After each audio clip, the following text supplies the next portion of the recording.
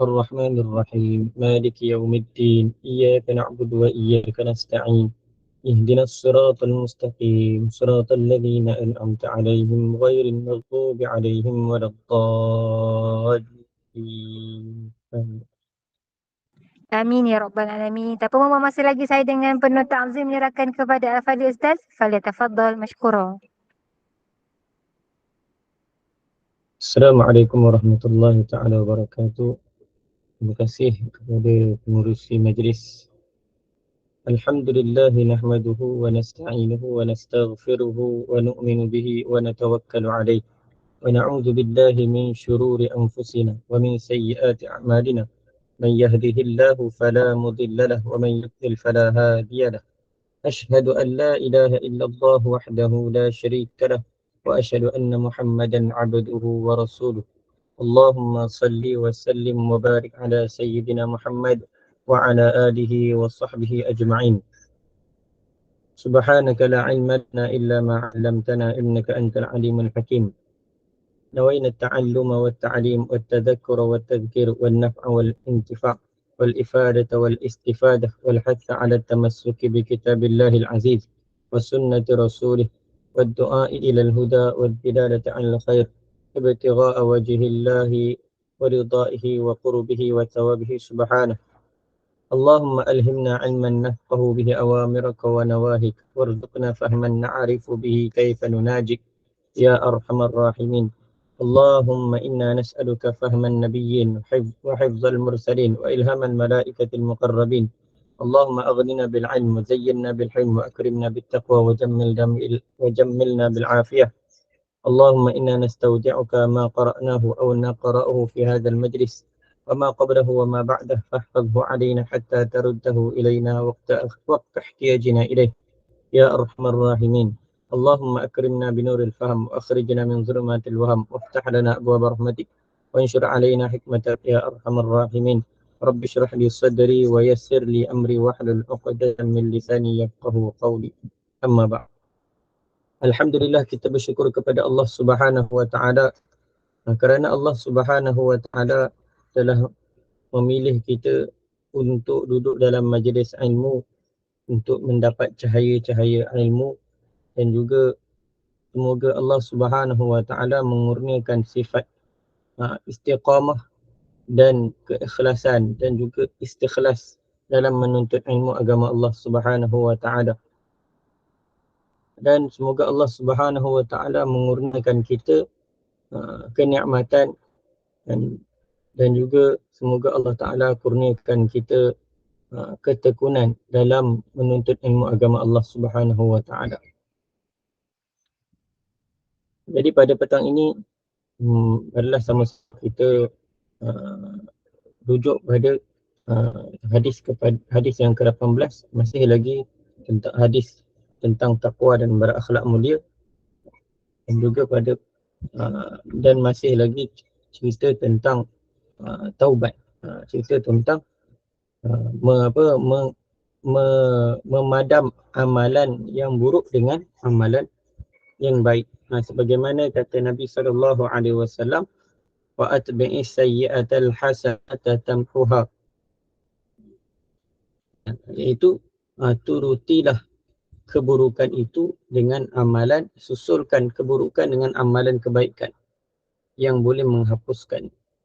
Dan ianya membawa kita kepada apabila kita nak memadam keburukan, maka ianya juga berkisar tentang pengampunan dosa. Dan untuk pengampunan dosa ini, sebagaimana yang telah lepas, dosa-dosa kecil akan terampun dengan kita mengerjakan amalan-amalan kebaikan.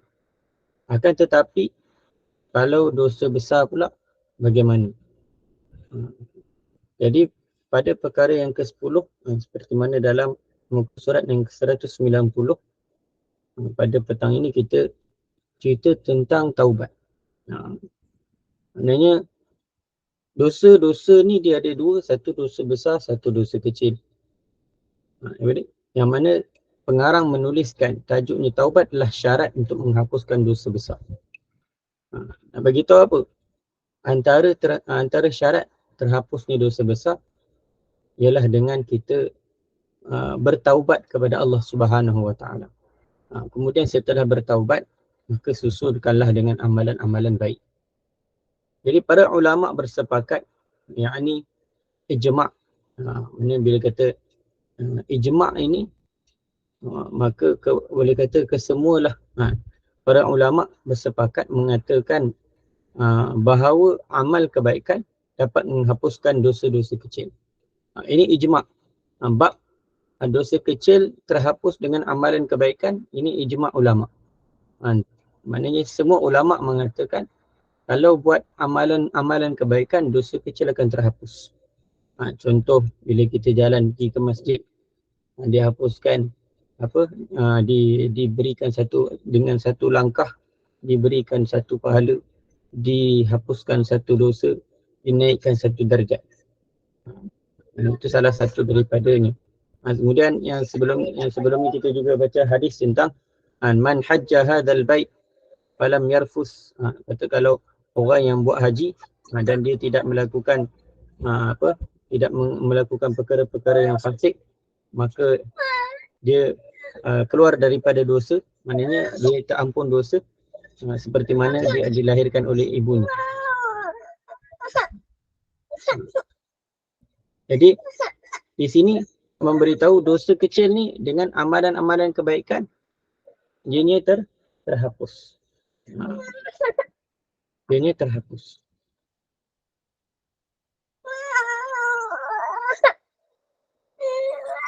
Jadi dan cuma adapun dosa-dosa besar, iaitu segala dosa yang Allah Ta'ala janji kepada pelakunya dengan azab yang pedih. Maksudnya kalau dosa-dosa yang Allah Ta'ala sebut dalam Quran tentang dia punya akibat dia. Akibat dia. Allah Ta'ala memberitahu tentang azab bagi sesuatu dosa tersebut. Maka itulah dosa-dosa besar. Dosa-dosa besar. Contoh seperti mana aqul walidain, uququl walidain, derhaka kepada kedua orang tua, kedua ibu bapa, maka itu adalah dosa besar. Betul juga Allah Ta'ala menyebutkan tentang hukuman membunuh, wa may yaqtul mu'mina muta'ammidan fajaza'uhu jahannamu khalidan fiha wa ghadiballahu alaihi wa la'anahu wa a'adalahu 'adzaban 'azima. Maknanya Allah Ta'ala sebut sendiri dia punya hukuman bagi perlakuan dosa tersebut. Allah seperti dosa orang yang membunuh, siapa yang membunuh wa may yaqtul mu'minan muta'ammidan, siapa yang membunuh seseorang yang mukmin muta'ammidan, dalam keadaan melampaui batas ataupun dengan sengaja, muta'ammidan dengan sengaja, fajaza'uhu, maka balasannya ialah jahannamu, fajaza'u jahannamu, balasannya adalah neraka, khalidan fiha, hal keadaan dia kekal di dalamnya. Mana itu Allah Ta'ala janjikan azab bagi orang yang buat dosa tersebut. Juga memakan riba, minum arak dan seumpamanya, maka itu adalah dosa besar. Jadi dosa besar ini Allah Ta'ala dah sebut dia punya azab dia. Jadi untuk dosa-dosa besar ini ialah dia nak terampun mestilah dengan bertaubat. Nak terampunnya dosa-dosa besar itu mesti dengan bertaubat. Sebagaimana yang kita pernah dengar tentang apa? Tentang syarat-syarat taubat. Taubat ni pun bila kita nak bertaubat ada dia punya syarat-syarat dia. Syarat-syarat untuk taubat tadi diterima oleh Allah Subhanahu Wa Taala. Sebagaimana yang disebutkan oleh Imam Nawawi rahmatullahi alaih dalam mendatangkan hadis tentang taubat, ialah taubat itu ialah pertama kita mesti al-iqla'u minaz zambi. Pertama syarat dia nak bertaubat mestilah dia berhenti daripada perbuatan dosa tersebut. Ini kalau dia buat dosa, Maka dosa yang dia nak taubat daripada dosa tersebut, mesti dah dia stop. Tak buat lagi dah. Tinggalkan dosa yang dia selalu buat itu. Dosa besar yang buat tadi, tinggalkan. An-nadmu ala fi'liha li ajlillahi ta'ala. Tapi kalaulah kata dia nak taubat, tapi dia tetap lagi buat amalan tersebut. Dia tetap lagi buat amalan dosa itu. Maka bagaimana taubatnya nak diterima oleh Allah Ta'ala? Jadi yang pertama sekali syarat dia tinggalkan dosa tu. Letak dalam hati. Dari segi perbuatan tak ada. Tak buatlah dosa tu. Tinggalkan terus. Yang kedua syarat dia an-nadmu ala fi'liha li ajlillahi ta'ala. Mesti ada rasa menyesal. Mesti ada rasa menyesal kerana Allah Ta'ala. Yang mana menyesal atas perbuatan dosa tersebut. Tapi kalau dalam hatinya tak ada rasa menyesal, maka bagaimana taubatnya nak diterima oleh Allah Ta'ala? Kata dan yang ketiga al-azmu ala alla ya'uda ila misliha abada. Kata dia mesti berazam untuk tidak mengulangi dosa yang seumpamanya buat selama-lamanya. Maknanya azam tak nak buat langsung dah. Dia kena ada azam untuk tidak buat langsung dosa tu. Jadi bila tiga ini ada, maka insya-Allah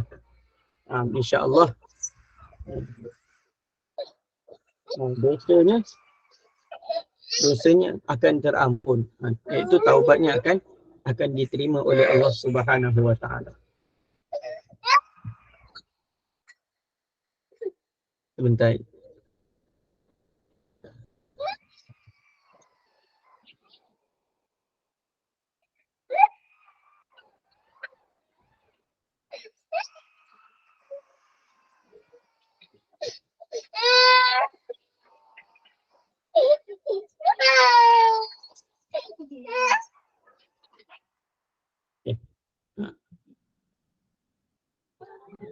Yaitu Allah Subhanahu wa taala berfirman, wa inni laghaffarun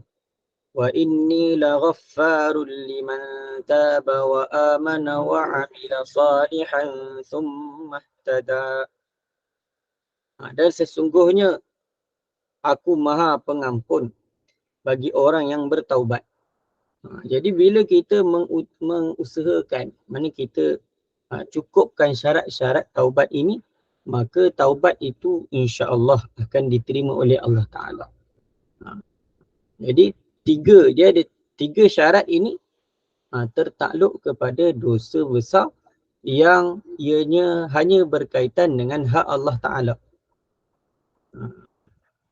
Maka bila cukup syarat ini, dia taubat, insya-Allah taubatnya diterima. Kerana apa? Kerana Allah Ta'ala itu Maha Pengampun. Sebenarnya Allah Ta'ala beritahu, sebenarnya aku Maha Pengampun, Laghaffarun, Maha Pengampun liman taba, bagi orang yang bertaubat, orang yang kembali kepada Allah Subhanahu wa taala. Tabayatubu, artinya kembali. Maknanya bila dia bertaubat, maknanya dia kembali kepada mentaati perintah Allah Subhanahu wa taala.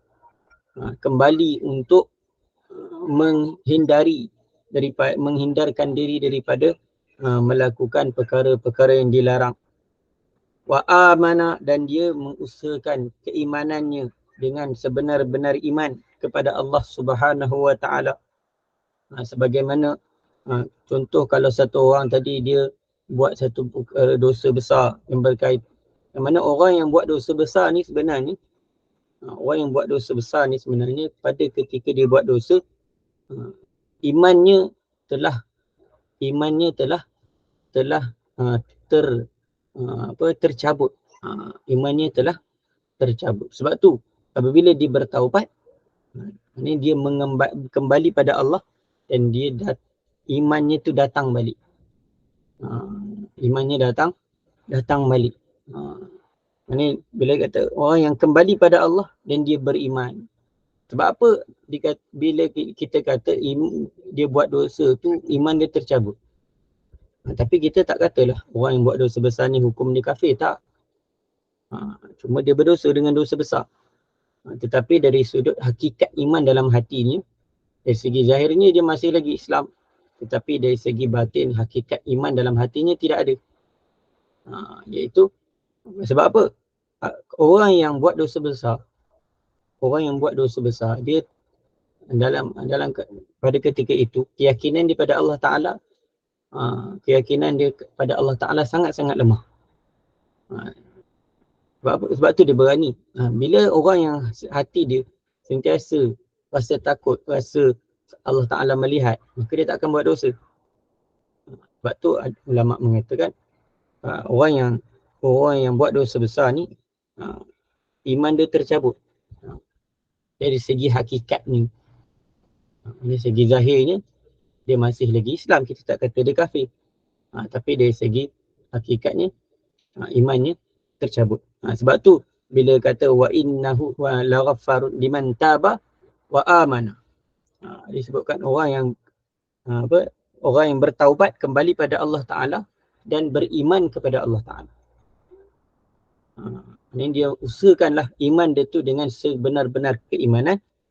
Wa amila salihah, dan juga dia beramal dengan amalan yang baik, amalan yang salih. Thummah tada, kemudian apabila dia telah beriman, dia telah bertaubat, beriman dan melakukan amal soleh, kemudian dia tetap berada di atas jalan yang benar. Ihtada, mendapat, dia tetap berada di atas jalan petunjuk. Jadi mana orang yang bertaubat dengan sebenar-benar taubat, maka taubatnya diterima oleh Allah Ta'ala. Di mana Allah Ta'ala sendiri perintahkan setiap daripada kita untuk bertaubat kepada Allah.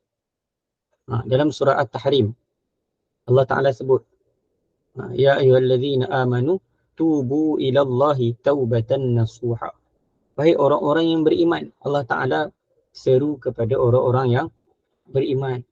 Nak bagi tahu apa? Hari ini setiap daripada kita kena selalu kembali pada Allah. Tubu ilallah, kembalilah kamu kepada Allah Subhanahu wa Ta'ala. Bertaubatlah kamu kepada Allah Subhanahu wa Ta'ala. Taubatan nasuha, dengan taubat yang sebenar-benarnya. Taubat yang sebenar-benarnya. Asa rabbukum an yukaffira ankum sayyiatikum.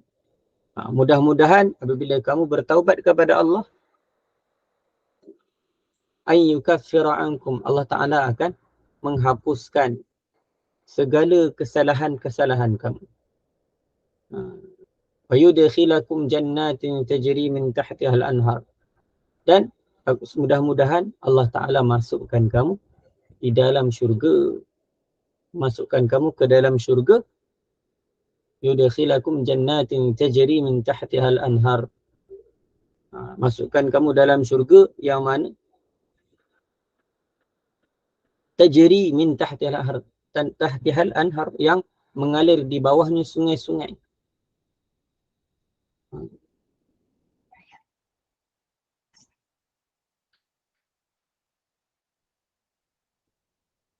Tajri min tahtiha al-anhar yauma la yukhzillahu an-nabiyya walladzina amanu ma'ahu. Kat situ. Ini nak bagi tahu apa? Allah Ta'ala perintah untuk kita sentiasa bertaubat kepada Allah Subhanahu wa Ta'ala. Dan Allah Ta'ala datangkan macam-macam janji kepada orang yang bertaubat. Okey. Dan taubat pada dosa besar dengan 3 syarat yang telah disebutkan tadi. Ini berlaku apabila dosa tersebut tidak berkaitan dengan hak orang lain. Ini kalau tak ada kaitan dengan hak manusia, hak orang lain, 3 syarat. Tetapi jika ada kaitan dengan hak orang lain, contoh dia buat dosa tadi, ada berkaitan dengan mengambil hak orang lain. Contoh apa? Contoh mencuri, merampas, merompak, dan juga membunuh Membunuh ni juga dia mengambil hak orang. Dia berkaitan dengan hak hamba dan seumpamanya. Maka hak-hak tersebut mesti dikembalikan.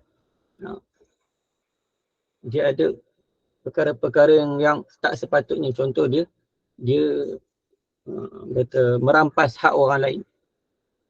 Dia ambil hak orang lain. Lepas tu sampai satu tahap dia insaf, dia bertaubat. Maka diperlukan 3 tambah lagi 1. Tambah lagi 1 syarat. Nak diterima taubat tersebut, dia tambah lagi 1 syarat, iaitu sama ada mesti hak yang dia dah ambil tadi dia kena pulangkan balik.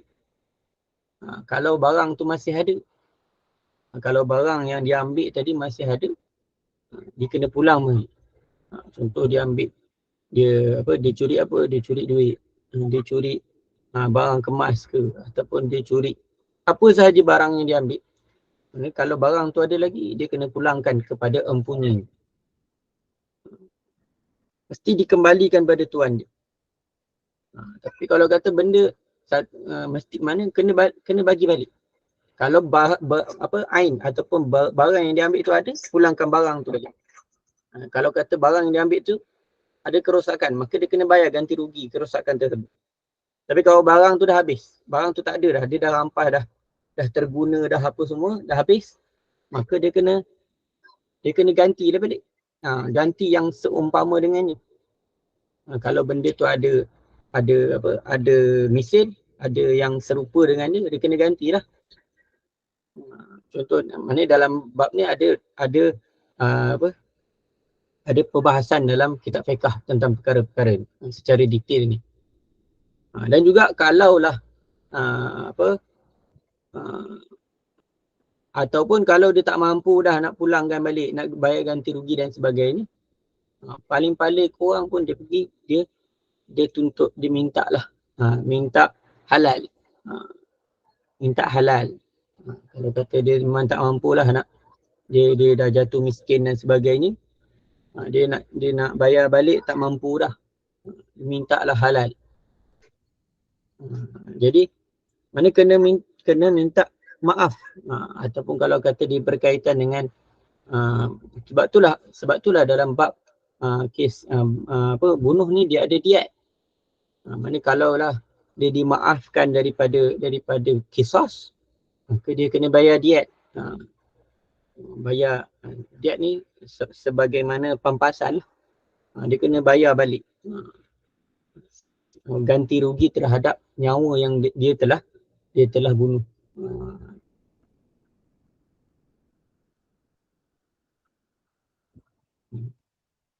Dan apabila perkara ini berlaku, iaitu hak telah dikembalikan kepada tuannya ataupun mendapat kemaafan daripada mereka, maka hendaklah dia menaruh harapan agar Allah Ta'ala menerima taubat dan menghapuskan dosanya. Bila dia dah buat perkara tu, maka dia dah buatlah apa-apa syarat yang telah ditetapkan dalam syariat untuk satu orang tadi bertaubat, maka diserahlah pada Allah Ta'ala. Diserahlah. Dia dah bertaubat, dah bagi dah hak orang yang sepatutnya. Lepas pada tu dia serah pada Allah. Ya Allah, aku dah selesaikan hak orang lain yang aku ambil. Mudah-mudahan engkau ampunkan dosa-dosa aku.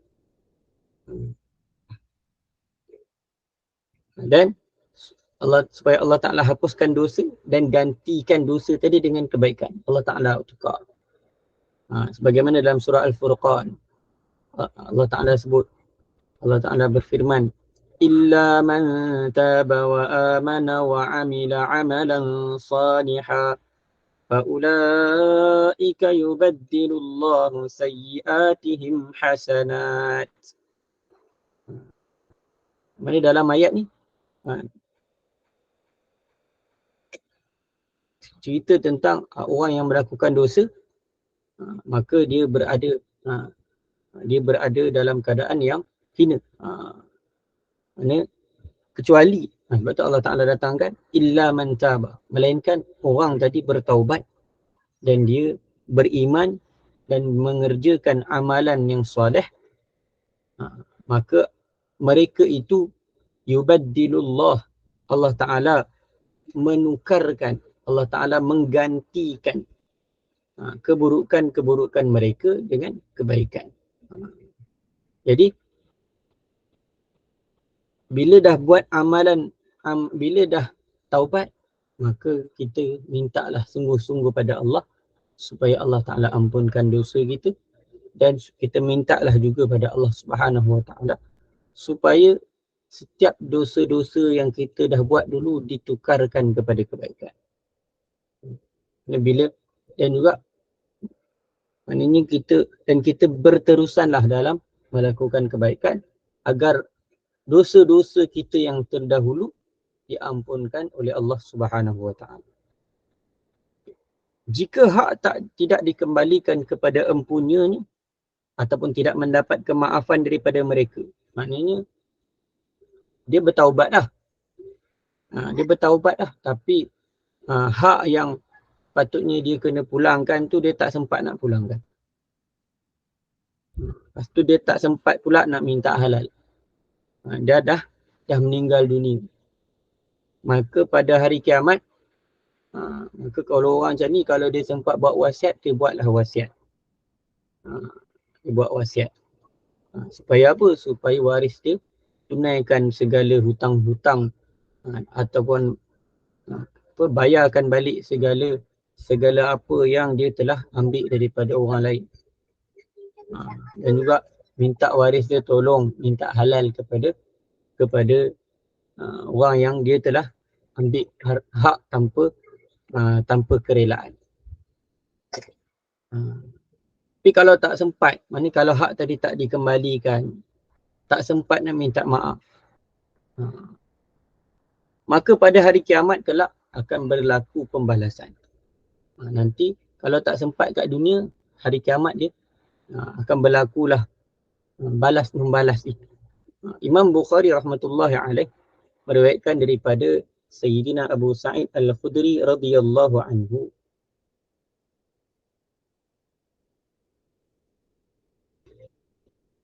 An Abi Sa'id Al-Khudri radhiyallahu anhu an Rasulillah sallallahu alaihi wasallam qala idza khulisal mu'minuna minan nari kubisu biqantaratin bainal jannati wan nar fayataqassuna mazalima kanat bainahum fid dunya hatta idza nuqqu wa hudhibu udhina lahum bidukhulil jannah. Apabila orang-orang mukmin itu terlepas daripada neraka, bila orang beriman yang berdosa tadi, dia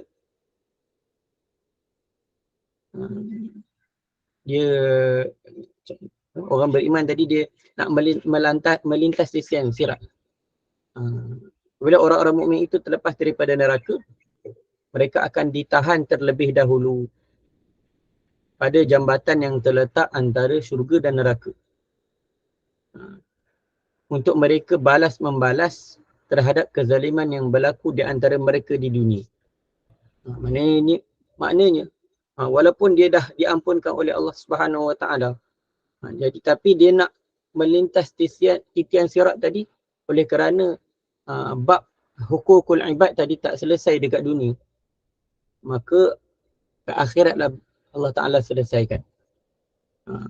Jadi dia akan sangkut juga dekat sirat. Dekat sirat. Jadi kat situlah Allah Ta'ala akan balas. Kalau dia tak tunaikan balik hak tadi, kat situlah akan berlaku balas membalas terhadap kezaliman yang berlaku di antara mereka di dunia. Dan apabila mereka sudah dibersihkan, apabila selesai dekat situ, barulah boleh mereka itu diberi izin untuk masuk syurga. Cuma bezanya dekat akhirat ni dia sakit sikit. Kalau dekat dunia dia susah macam mana pun, dia terpaksa bayar balik semua apa yang dia dah ambil, ataupun dia dah minta minta halal, minta halal daripada orang-orang yang dia buat apa, dia aniaya, dia minta halal dan dah dimaafkan, maka ke akhirat dia orang yang akan berada dalam ketenangan.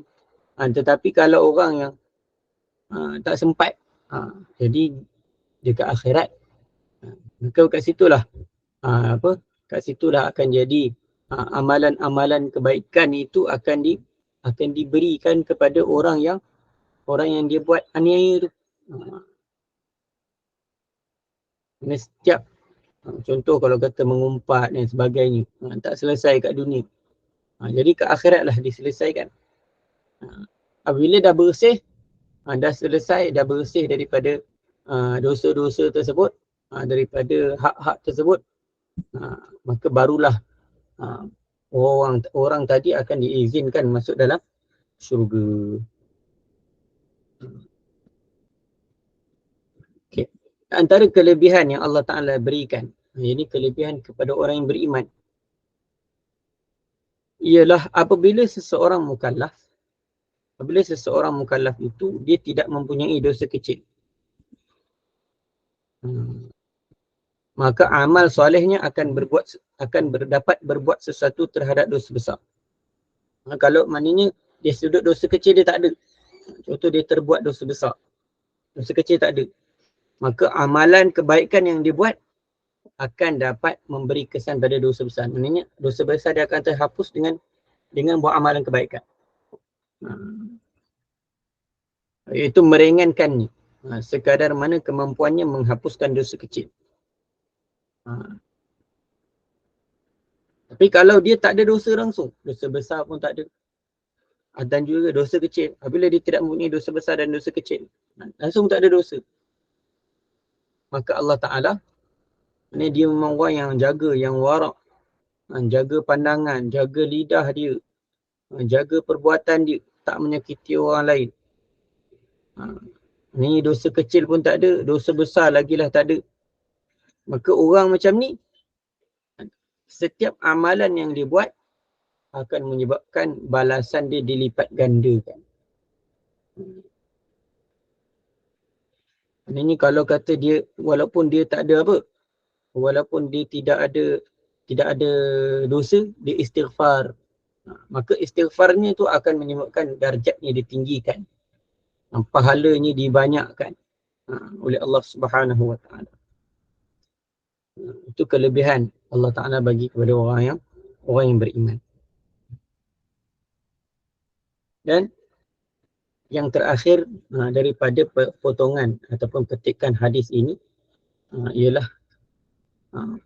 Nabi SAW menyebutkan wa khaliqin nasa bi khuluqin hasan. Ini bahagian yang ketiga daripada hadis. Yang pertama, Allah Subhanahu Wa Taala, Nabi SAW perintahkan untuk bertakwa. Bertakwalah kepada Allah di mana sahaja kamu berada, dan susulkanlah amalan keburukan itu dengan amalan kebaikan yang boleh menghapuskan keburukan tersebut.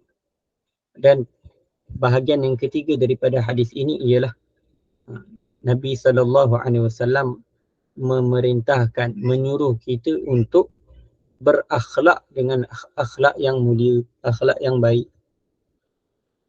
Yang mana akhlak ini, bagaimana yang diletakkan tajuk pada perkara yang ke-11 ini, ialah akhlak asas ketamadunan kemanusiaan. Yang mana akhlak inilah sebenarnya puncak kesempurnaan seseorang Islam itu. Bila kata satu orang tadi ada akhlak, akhlak dia bagus, amalan dia bagus, dari segi iman, maknanya dari segi zahir dia, batin dia bagus, dia taat perintah, tinggalkan larangan, dan juga dia akhlak ni akhlak yang mulia, ini maka dia adalah satu orang yang sempurna. Dalam wasiat Rasulullah SAW ini, baginda SAW menyarankan kepada kita satu perkara yang boleh memperbaiki kehidupan individu dan membolehkan sistem kemasyarakatan berjalan dengan baik. Maknanya dengan iman kita, dengan takwa kita, dan juga dengan amalan-amalan yang baik, maka itu akan memperbaiki kehidupan individu. Dan juga untuk memperbaiki, untuk supaya sosial kemasyarakatan ini berjalan dengan baik, maka perkara yang penting ialah dari sudut akhlak ni. Itu perkara tersebut ialah muamalah, yang ini berurusan dan bergaul dengan manusia dengan akhlak yang baik. Maknanya perkara yang penting juga dalam untuk membentuk kemasyarakatan yang elok, untuk membentuk ukhuwah Islamiyah yang terbaik, maka perlu juga usahakan atas akhlak dengan memperbaiki muamalah dan juga muasyarah, iaitu bermuamalah dengan mereka dengan melakukan kebaikan seperti mana dia suka orang lain bermuamalah dengannya. Maknanya iaitu kita kena layan orang, kita kena bergaul dengan orang seperti mana kita suka orang bergaul dengan kita. Kita kena layan orang sebagaimana kita suka orang layan kita. Macam mana cara orang layan kita, kita suka, macam itulah kita kena layan orang. Itu maksud dia. Maknanya sebagai apa bermuamalah dengan manusia, dengan orang ramai, sebagaimana kita suka orang lain bermuamalah dengan kita. Sehingga dia menjadi seorang Muslim yang disenangi. Sehingga bila orang nampak je kita, orang akan rasa senang dengan kita. Orang mudah nak dekat dengan kita. Maka itulah orang yang terbaik. Kalau kita muamalah dengan orang dengan muamalah yang buruk, maknanya kita punya muamalat kita dari sudut juga muasyarah kita, pergaulan kita dengan manusia, kita tak baik. Maknanya kita buat buruk depan orang. Kita cakap kasar dengan orang. Kita suka memaki hamun orang. Maka bagaimana orang nak muamalah dengan kita, muamalah yang baik? Jadi kita suka orang buat baik pada kita,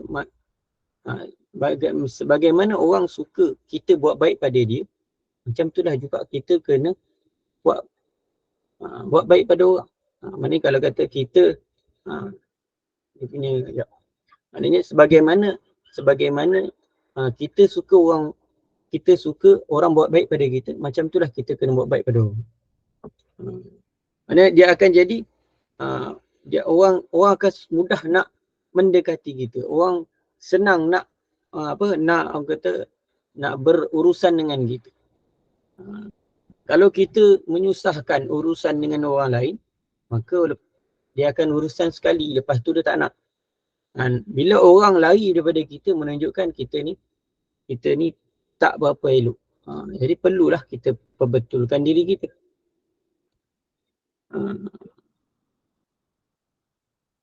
Ketika itu, sehingga dia menjadi seorang Muslim yang disenangi, mengasihi manusia dan manusia mengasihinya. Kita kasih kepada orang lain pun akan kasih pada kita.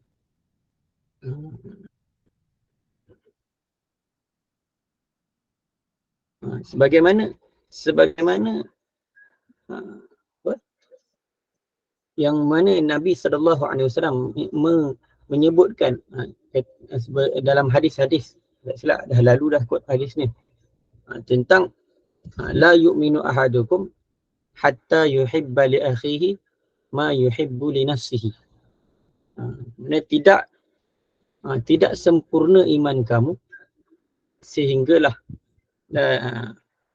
la yu'minu ahadukum hatta yuhibba li akhihi, sehingga kamu mengasihi saudara, sehingga salah seorang kamu mengasihi saudaranya sebagaimana dia dia suka yuhibba li akhihi ma yuhibbu li nafsihi, sebagaimana dia suka untuk diri dia sendiri. Maknanya kita kena layan orang sebagaimana kita suka orang layan kita, macam itulah juga. Maka dia akan jadi orang akan dia mengasihi manusia dan manusia akan mengasihi dia. Saling kasih mengasihi. Maka itulah sebab tu perlu usahakan atas akhlak yang mulia. Saling hormat menghormati dan saling berbuat baik. Bila usaha atas akhlak yang mulia, usaha atas muamalah yang baik, muasyarah yang baik, maka akan datanglah mahabbah, kasih sayang sesama manusia. Akan menyebabkan datangnya apa? Saling hormat menghormati. Akan datang ihtiram sesama manusia. Akan datang apa lagi? Dan akan saling berbuat baik. Dia akan saling berbuat baik dengan orang lain. Ketika itu setiap individu masyarakat akan bergerak untuk melaksanakan tugas dan kewajipan masing-masing dengan penuh ketenangan dan keredaan. Bila setiap orang dia faham apa peranan dia dalam masyarakat, apa peranan dia dalam rumah tangga, maka setiap individu akan bergerak, dia akan buat melaksanakan tugas dan kewajipan masing-masing. Dia faham apa tugas dia sebagai orang Islam, apa tugas dia sebagai anggota masyarakat, apa tugas dia sebagai ahli dalam rumah tangga. Maka dia akan bila mana setiap orang faham akan dia punya keperluan, dia faham dia punya kewajipan, maka dia akan bergerak laksanakan tugas dan kewajipan masing-masing dengan penuh ketenangan. Dia akan rasa tenang dia buat apa yang dia buat. Apa kerja buat dia, apa yang dia sedang buat, dia akan buat dengan tenang. Sebab bila setiap orang faham peranan masing-masing, dia akan buat dengan ketenangan dan juga akan buat dengan keredaan. Dia akan buat dengan sukarela. Dia tidak akan rasa merungut, dia tidak akan menyalahkan orang lain. Dia tak akan rasa aku je betul, orang ni tak betul.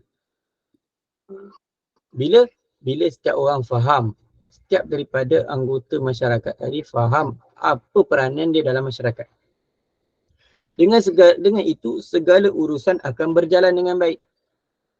Bila setiap orang dia buat apa berdasarkan peranan dia, maka segala urusan dalam alam ini, nizamnya akan berjalan dengan baik. Nilai-nilai yang baik akan tertegak. Maka kita akan nampak segala nilai-nilai murni yang baik. Setiap orang akan ada sifat sopan santun, akan sentiasa hormat menghormati sesama manusia. Dan juga bila akhlak ditegakkan, maka tamadun akan berdiri dengan utuh, dengan kukuh. Akan wujudlah satu tamadun yang hebat bila setiap orang dalam diri dia ada sifat takwa, dalam diri dia ada sifat hormat, dia mengamalkan akhlak dan adab yang baik dalam kehidupan dia.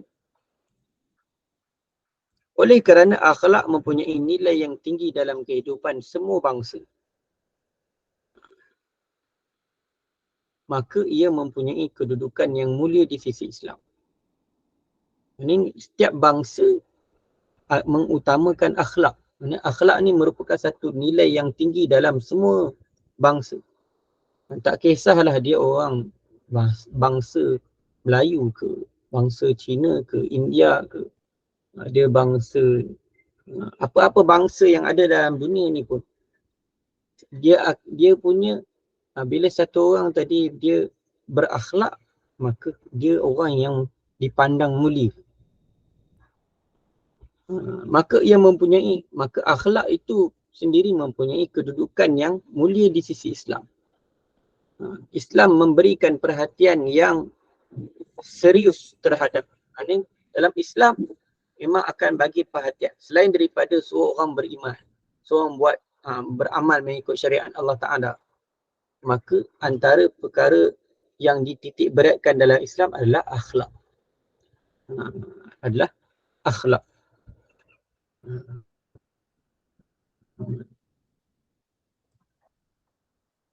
Banyaknya ayat-ayat Al-Quran dan juga hadis-hadis Rasulullah sallallahu alaihi wasallam yang mendorong supaya berakhlak mulia dan menerangkan tentang kemuliaan orang yang beriltizam dan bersifat dengan akhlak. Mana boleh kata akhlak ni berdasar ialah dengan adab. Sebab tu dalam Islam dia ada adab.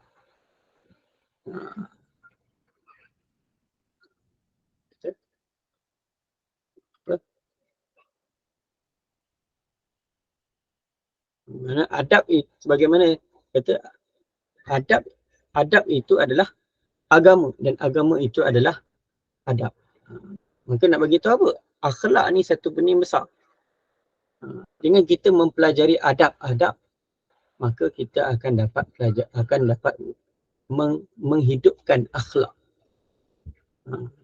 Maka sebab tu dalam Al-Quran ada cerita tentang bagaimana nak membina akhlak orang yang iltizam dan bersifat dengan akhlak. Allah Ta'ala Nabi SAW banyak ayat Quran dengan hadis Nabi yang mendorong supaya berakhlak mulia dan cerita tentang mulianya orang yang ada pada dirinya ada akhlak. Orang yang pada dirinya ada akhlak. Mana hadis dan ayat Quran dan hadis-hadis ini sudah cukup untuk menjadi bukti tentang perkara ini. Nak bagi tahu bukti tentang betapa mulianya akhlak ini dalam Islam, maka kita tengok dalam Al-Quran, hadis Nabi SAW, ini dah menunjukkan bukti bahawa betapa mulianya, peri pentingnya mengusahakan akhlak yang mulia. Khudhil afwa wa'mur bil urfi wa'arid 'anil jahilin. Ini Allah Ta'ala cerita antara ayat Al-Quran adalah firman Allah Subhanahu wa Ta'ala, khudhil afwa wa'mur bil urfi wa'arid 'anil jahilin. Itu surah Al-A'raf ayat 199. Khudhil afwa, terimalah apa yang mudah dilakukan. Terimalah apa yang mudah untuk dilakukan. Wa'mur bil urfi, suruhlah dengan perkara yang baik. Wa'arid 'anil jahilin, dan berpalinglah. Jangan dihiraukan orang-orang yang jahil, yang degil dengan kejahilannya. Ini juga antara akhlak. Ini bila diperintahkan sesuatu perkara, maka ambillah. Khudhil afwa, amalkanlah. Amalkanlah perkara-perkara yang mudah untuk diamalkan. Maksudnya apa yang mampu untuk diamalkan, amalkan. Wa'mur bil urfi, dan suruhlah melakukan perkara-perkara yang baik. Maka mengajak orang kepada kebaikan adalah sebahagian daripada akhlak. Dan wa'arid 'anil jahilin, bila ada orang yang jahil, yang tidak mahu mendengar nasihat. Orang yang jahil yang membantah apa yang kamu buat, maka Allah Ta'ala beritahu apa? Wa'arid, berpalinglah kamu. Jangan hiraukan. Jangan hiraukan tentang orang yang membantah-bantah, orang yang jahil, orang yang degil. Orang yang mana tak nak terima kebenaran, maka kamu dah perintah buat baik, dia tak nak terima, jangan hiraukan. Seperti dalam surah Furqan pun Allah Ta'ala sebut, wa ibadur rahmanil ladzina yamshuna 'alal ardi hauna, wa ibadur rahman, hamba-hamba ar-rahman alladzina, wa ibadur rahmanil ladzina yamshuna, yang berjalan di atas muka bumi, haunan, dengan merendah diri. Wa ibadur rahmanil ladzina yamshuna 'alal ardi haunan wa idza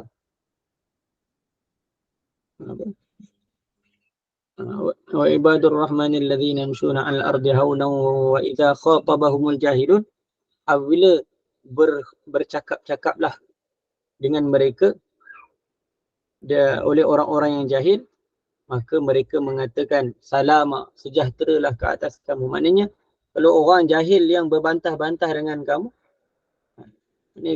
maka biarkanlah mereka. Mana qalu salama, sejahtera ke atas kamu, maka janganlah kamu hirau lah.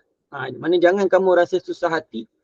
Kamu dah sampaikan dakwah, sampaikan kebaikan. Maka kalau mereka berbantah, jangan dihiraukan. Janganlah kamu memaki-maki mereka. Idfa' billati hiya ahsan. Idfa' billati hiya ahsanu fa idzal ladzi bainaka wa bainahu adawatun ka'annahu waliyyun hamim. Tolaklah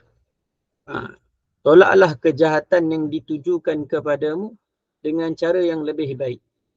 Idfa' billati hiya ahsan. Tolaklah dengan cara yang lebih baik. Bila dilakukan kejahatan, ini kalau kata dalam hadis Nabi SAW, silman qata'a wa ahsin ila silman qata'a wa'fu amman zalamaka wa ahsin ila man asa'a ilaik. Ini kat sini adab yang Nabi SAW ajar pada kita. Itu kita silman qata'a, hubungkan silaturrahim. Wa'fu amman zalamaka, maafkan orang yang buat zalim pada kamu. Wa ahsin ila man asa'a ilaik, buat baik kepada orang yang buat buruk pada kamu. Ini adab. Ini kalau kata nak adil, keburukan dibalas dengan keburukan. Tak. Nabi ajar kita buat baik kepada orang yang buat buruk. Inilah orang yang ada akhlak. Dia tak balas dengan keburukan, tetapi dia balas dengan kebaikan. Betul ke? Bila kata nak tolak kejahatan, janganlah tolak kejahatan dengan kejahatan. Allah Ta'ala perintahkan idfa' billati hiya ahsan, nak tolak keburukan dengan cara yang lebih baik. Ini cara yang menyebabkan dia boleh sedar dengan kejahatan dia. Kejahatan yang dia buat. Fa idzal ladzi bainaka wa bainahu adawah, dan apabila adanya permusuhan di antara kamu dan di antaranya, adawatun, apabila kamu berlaku demikian, maka orang yang menaruh rasa permusuhan terhadap kamu dengan serta-merta akan menjadi seorang sahabat karib. Bila kita tolak kejahatan dengan kebaikan. Tolak kejahatan, keburukan dengan kebaikan, maka orang yang bermusuh dengan kamu pun boleh jadi kawan baik. Maknanya Allah Ta'ala akan buka pintu ke hidayat untuk dia kalau kita buat kebaikan kepada orang yang buat keburukan pada kita. Ini bila kata akhlak ini juga ialah kata asbab orang lain dapat hidayat. Sebab apa? Selain daripada dakwah bil qaul, dakwah manusia untuk datang kepada perintah Allah Ta'ala dengan cara bercakap.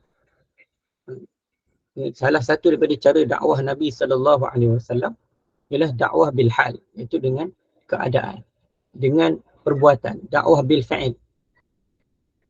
Ini dakwah tu dengan cara kalau orang tu buat buruk, kita buat baik.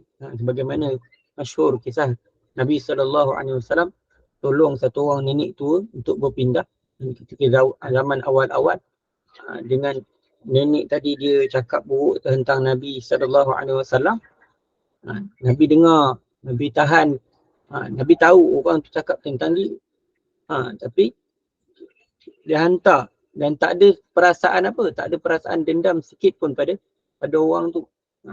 Ini dengan sebab Nabi SAW khidmat dia, buat kebaikan kepada orang yang buat buruk pada dia, orang yang caci maki dia, tapi dia buat kebaikan pada orang tersebut. Kan orang tadi pun terima Nabi SAW.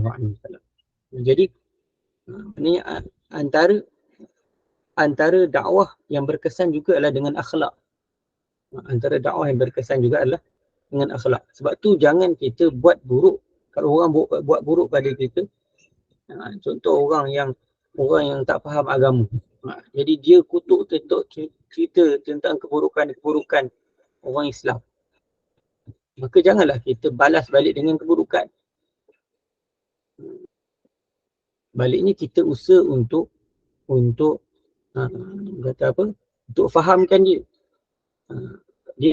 Dia kata kadang-kadang kebencian dia kepada sesuatu perkara adalah berdasarkan apa yang dilihat, bukan berdasarkan fakta yang sebenar. Jadi kadang dia letakkan keburukan tu pada apa yang dilihat itu pada keseluruhan. Jadi yang tu patutnya kita sendiri sebagai orang Islam kena betulkan.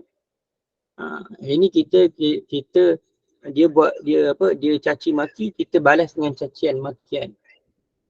Kita macam-macam kita serang. Jadi bagaimana dia nak dapat hidayah? Dia nampak buruk je. Dia buat buruk dan bila dia kena balik dia nampak buruk. Jadi dia takkan dapat petunjuk. Di antara hadis Rasulullah SAW pula ialah hadis yang diriwayatkan oleh Sayyidina Ibnu Hibban rahimahullahu ta'ala dalam hadis sahih ni, dalam kitab sahihnya daripada Rasulullah SAW. Ala ukhbirukum bi ahabbikum ilallah wa aqrabikum minni majlisan yaumal qiyamah, qalu bala, qala ahsanukum khalqan. Ala ukhbirukum, sukakah kamu aku khabarkan kepada kamu, aku tunjukkan kepada kamu, bi ahabbikum ilallah, orang yang paling dicintai oleh Allah Ta'ala, wa aqrabikum minni majlisan yaumal qiyamah, dan orang yang paling hampir denganku, orang yang akan duduk paling hampir denganku pada hari kiamat. Qalu bala, maka sahabat radhiyallahu anhu menjawab, bahkan ya Rasulullah. Maka Nabi SAW memberitahu, qala ahsanukum khalqan. Maka Rasulullah SAW menyatakan, iaitu orang yang paling baik akhlak ni di antara kamu. Ini orang yang nak kita kena datangkan semangat dalam diri kita. Kita nak jadi orang yang duduk hampir dengan Nabi SAW, maka kita kena usahalah akhlak yang mulia. Orang yang paling baik akhlaknya di antara manusia, maka orang itulah yang akan duduk hampir dengan Nabi SAW pada hari kiamat. Allahumma ja'alna minhum. Maka semoga Allah Ta'ala jadikan kita ini di kalangan mereka, yakni di kalangan mereka yang hampir dengan Nabi SAW. Imam Ahmad dan Imam Abu Daud rahmatullahi alaihima meriwayatkan daripada Rasulullah SAW, khiyarukum ahasinukum khalqan. Orang yang terbaik di kalangan kamu ialah orang yang paling baik akhlaknya. Orang yang paling baik di kalangan kamu ialah orang yang paling baik akhlak. Sabda Rasulullah SAW lagi yang bermaksud, orang mukmin yang paling sempurna imannya ialah orang yang paling baik akhlak. Mana nak bagi tahu, orang yang berakhlak ni dia terbaik, dia paling sempurna. Orang yang iman dia paling sempurna ialah orang yang paling baik akhlak. Maknanya orang yang usahakan akhlak dia dialah orang yang terbaik di sisi Allah Subhanahu wa taala. Orang yang paling disukai oleh Nabi sallallahu alaihi wasallam, orang yang paling dicintai, dikasihi oleh Allah Subhanahu wa taala. Banyak lagi hadis-hadis yang telah dinyatakan dan akan dinyatakan insya-Allah ketika mana menghuraikan hadis ini. Mana semua hadis tersebut maksudnya dikumpulkan oleh hadis yang diriwayatkan oleh Imam Bukhari dalam kitab Adab, Imam Hakim dan Imam Baihaqi, bahawasanya Rasulullah SAW bersabda, maknanya kesemua hadis tadi terkumpul dalam satu hadis. Hadis tadi terkumpul dalam satu hadis. Maknanya huraian daripada satu hadis ni keluarlah macam-macam hadis tentang akhlak. Asasnya ialah satu hadis Nabi SAW, innama bu'ithtu liutammima makarimal akhlaq. Hanya saja sesungguhnya bu'ithtu, aku diutuskan, liutammima, untuk menyempurnakan makarimal akhlaq, akhlak yang mulia. Ini asal, ini antara maksud Nabi SAW diutuskan juga adalah untuk sempurnakan akhlak. Selain daripada bawa agama, jadikan agama, bawa manusia pada Allah Subhanahu wa taala, bawa manusia kepada penghampiran diri kepada Allah Subhanahu wa taala, taat perintah Allah, tinggalkan larangan Allah Subhanahu wa taala. Salah satu lagi maksud baginda sallallahu alaihi wasallam diutuskan adalah untuk perbaiki akhlak manusia. Perbaiki akhlak manusia. Mudah-mudahan dengan perbicaraan yang kita baca dalam kitab ini, mudah-mudahan sedikit sebanyak yang memberi kesan pada hati kita, dapat kita sama-sama ambil pengajaran, dapat kita amalkan dalam kehidupan kita. Kita usahakanlah baca hadis-hadis tentang akhlak, baca hadis-hadis tentang adab. Mana daripada situ, bila dengan kita mengamalkan adab-adab yang diajarkan oleh baginda sallallahu alaihi wasallam, maka akan zahirlah daripada diri kita insya-Allah akhlak yang mulia. Aqulu qawli hadza wa astaghfirullahal azim li wa lakum wa li sa'iril muslimina wal muslimat fastaghfiruh innahu huwal ghafurur rahim.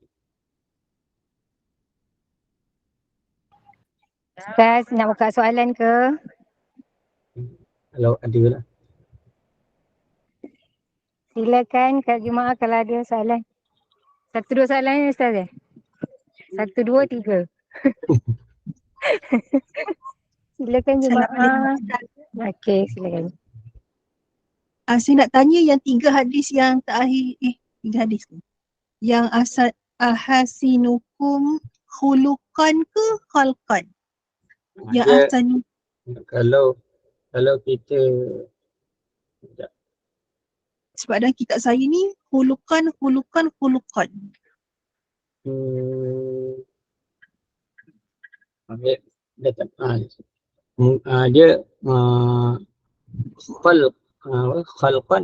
khalqan pun satu khalqan, satu khulqan. Khulqan itu dia lebih tepat lah. Khulqan dengan khulqan dhammah tu pada depan. khuluqan lah. Khuluqan. Okey, 3 ni khuluqan lah ahasinukum dengan ahsanukum. Okey. Ustaz, saya nak tanya lagi. Yang syarat-syarat taubat kan? Yang nombor 1 kan berhenti daripada melakukan dosa. Itu berhenti secara sukarela ke ataupun tak kisah? Macam tiba-tiba terberhenti sebab contohnya kalau misal kata saya nak mencuri tak. Pencuri tu dia nak mencuri merompak, tiba-tiba kantoi. Jadi dia terberhenti. Jadi berhenti secara sukarela ke ataupun memang lepas dia pada dah kena tangkap tu dia serik, lepas tu dia taubat lah. Tapi dulu tu berhenti. Ni kalau kata dia dah kena tangkap, dia akan kena hukuman lah. Tapi kalau dia sebelum kena tangkap, maka dia tak kena hukuman. Tapi dia masih lagi dikira dia berhenti juga. Lepas tu berhenti tak buat. Lepas tu baru masuk yang kedua, menyesal. Yelah, macam sukarela pun berhenti lepas tu menyesal. Kalau kena tangkap pun menyesal juga. Jadi kira tak kisahlah, dua-dua boleh. Dua-dua pun boleh. Ini bila dah kena tangkap, dia lagi menyesal lah sebenarnya. Sebab kadang-kadang orang ni dia selagi mana dia tak kena, selagi itu dia tak dapat peringatan. Bila dia dah kena baru dia tersedar.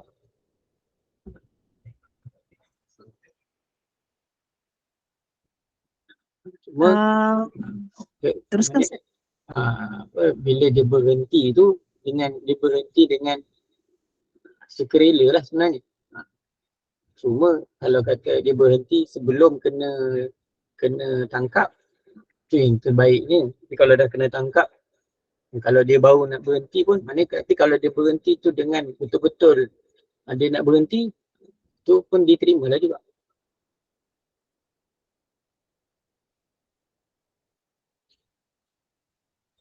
Ustaz cakap masa kita tak. Masa buat dosa besar, iman tercabut kan.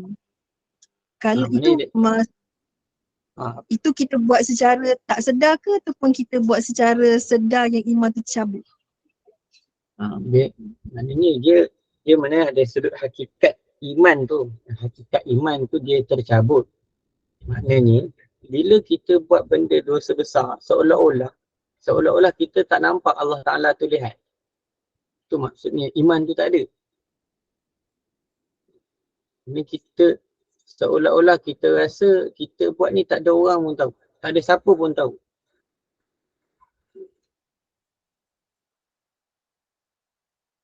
Tu maknanya keyakinan pada Allah Ta'ala tu tak ada. Orang yang hati dia yakin pada Allah, dia akan rasa takut. Tapi oleh kerana dalam hati dia tidak ada yakin pada Allah, dia tak adalah rasa takut. Sebab tu kata iman dia tak ada. Tu dari segi hakikatnya lah. Dari segi hakikat iman tu tak ada.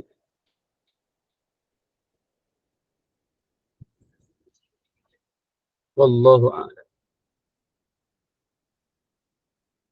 Nak tanya lagi boleh ke Ustaz?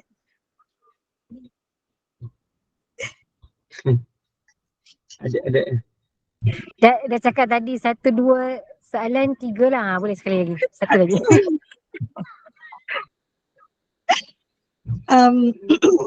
Yang surah Fusilat tadi tu kan, surah Fusilat tu kan kita buat baik pada orang yang buat tak baik pada kita kan.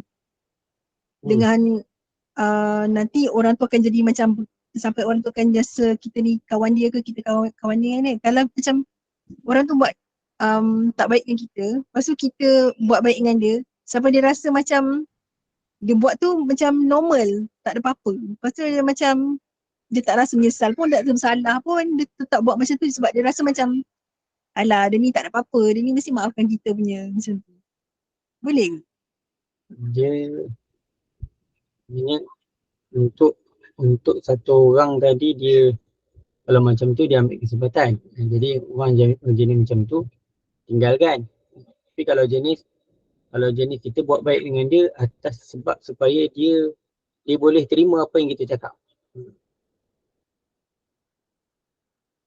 Maknanya sebab kalau kita nasihat kepada orang yang tak suka dengan kita, kalau kita nasihat kepada orang yang tak suka dengan kita, dia takkan terima apa nasihat kita. Tapi kalau kita orang kata kita buat baik dengan dia, sampailah dia bila kita cakap dia boleh dengar. Bila kita cakap dia boleh dengar. Pada kat situ dia akan ambil lah apa yang kita nasihat. Sebab tu kita tolaklah kejahatan dengan sesuatu yang lebih baik. Maksudnya dengan kita buat baik dengan dia sampai dia punya hati tu jadi dekat. Sampai kalau kalau kita nasihat dia boleh dengar. Kalau kita nasihat dia boleh dengar. Itu macam masalah macam tu lah. Sebab ada satu tempat ni saya dapat ada kawan lah, ada seorang tu dia cerita dengan saya, kata kita pergi satu tempat tu, Macam orang jemaah tabligh kan, dia pergi satu tempat. Orang yang orang yang kat surau tu, dia tak suka langsung orang tabligh. Dia tak suka langsung. Ni sebagai kisah je lah. Dia tak suka langsung dengan orang tabligh. Jadi macam mana nak bagi orang tadi? Sebab bila orang tabligh sampai je, dia tak bagi. Kalau letak beg, dia campak beg tu kat luar. Jadi cara dia buat macam mana? Dia pergilah dia bagi makan. Dia bagi makan dengan dia panggil orang tadi, ajak makan, belanja makan kat kedai dan sebagainya. Dah baik macam dah sampailah dia jadi rapat. Sampai bila jemaah nak pindah tempat je, dia kata jangan pindah tempat. Ni kita duduk sini lah. Mana sampai dia dah jadi rapat. Dan dia boleh terima apa kita cakap. Macam tu lah. Maknanya kita kena buat baik dengan, kalau orang tu bermusuh dengan kita, dia tak akan dengar nasihat kita. Tapi bila kita dah rapat dengan orang tu, dia akan dengar nasihat kita. Itu maksud dia. Kata ka'annahu waliyun hamid. Dia akan jadi seorang sahabat karib. Sahabat karib ni dia akan ambil pendapat sahabat dia yang lain. Wallahu a'lam. Dia sabarlah Ustaz. Dan nak dapat benda tu kena sabar. Dia tak akan dapat dalam masa yang singkat. Jazakallah khair. Baik. Dah terjawab mungkin soalan. InsyaAllah. Tak ada kot dah soalan. Kita tutup kuliah Ustaz Boleh. Baik. Alhamdulillah. Barakallahu fiqh. Jazakumullah khairan jazak Ustaz. Di atas bacaan hadis hari ini, Masya Allah. Mudah-mudahan kita dah mengambil ibrah sikit sebanyak, mendapat ilmu. Mudah-mudahan barakah, mudah-mudahan Allah kurniakan limpah rahmat kepada kita. Terima kasih kepada tim Gemar Nur Iman, sahabat-sahabat pecinta ilmu yang mengimarahkan kuliah kita petang ini, Masya Allah. Ustaz, sikit heban kuliah untuk malam ini. Kuliah maghrib kita bersama dengan Al-Farid Ustaz Abdul Hadi bin Johari pada pukul 8 malam dengan najis-najis yang dimaafkan. Dan kuliah isyak kita begitu rupanya kisah Nabi Adam dan bacaan surah Al-Mulk bersama dengan Al-Fadil Ustaz Muhammad Khairul Fahmi bin Muhammad Anwar pada pukul 9.15 malam. Jadi sama-sama teruskan bersama-sama dengan Gemar Nur Iman dengan kuliah yang telah disediakan. Dengan ini saya mewakili Gemar Nur Iman memohon maaf sekiranya ada sebarang kekurangan dan kesilapan. Yang baik itu datang daripada Allah, yang tidak baik dan kelemahan itu daripada kami sendiri. Kita tangguh kuliah kita. Mohon sekali lagi Al-Fadil Ustaz untuk membacakan tasbih kafarah dan surat Al-As. Saya sudahi dengan wabillahi taufiq wa hidayah. Assalamualaikum warahmatullahi wabarakatuh. Subhanakallahumma wa bihamdika asyhadu an la ilaha illa anta astaghfiruka wa atubu ilaik. Bismillahirrahmanirrahim. Wal 'asri innal insana lafi khusr illa alladhina amanu wa 'amilus solihati wa tawasaw bil haqqi wa tawasaw bis sabr. Assalamualaikum warahmatullahi wabarakatuh. Waalaikumsalam.